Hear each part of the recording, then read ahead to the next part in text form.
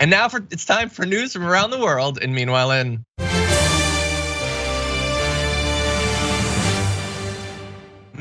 in Brazil, they decided to settle some political differences between two elected officials in the normal way by brawling in an MMA fight. Let's take a look.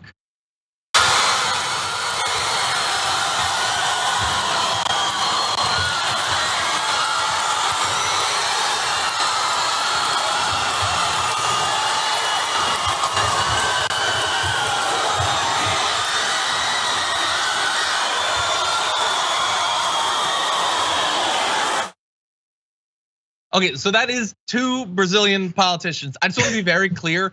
That's what all MMA looks like to me. And I mostly say that to anger Joe Rogan. But anyway, so yes, they decided they would do a 3-round MMA-style brawl.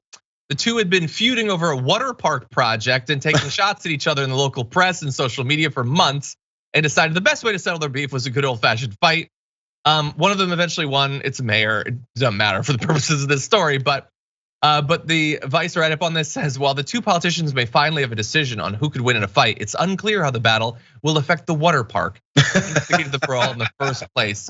No, after all this, JR, we don't know what's gonna happen with the water park. What? Man, why we bring up the water park? Nobody cares about no damn water park. Who won the match? Whose face got broken? Whose nose got turned sideways? That's what we wanna know. Two quick things on this.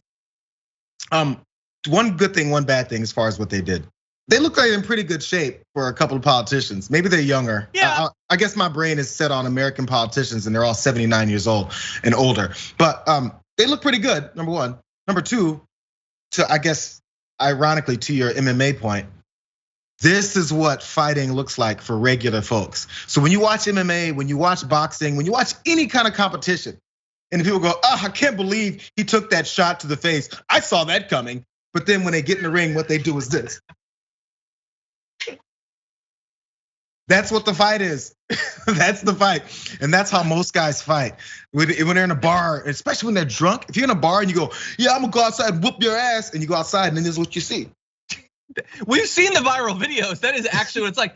When someone actually throws a real punch and knocks someone out, it's so surprising that it literally just instantly goes viral and hundreds of thousands of people watch it because everyone's like, wait, you can really fight? Yeah, to be clear, JR, that's how a real person like me fights for 10 to 15 seconds and then. That's what else happens, yeah. Yep. I played with my dog for like a minute and I'm exhausted. But anyway, yeah, by the way, they did look like they were in good shape, but you gotta go read the Vice write-up on this because it's like sort of blow by blow of the fight is like subtly throwing a lot of shade at the fighters, like about their weak kicks and how tired they got. That's because it's all true. It is also true, but good work. And I hope that we get the water park out of this.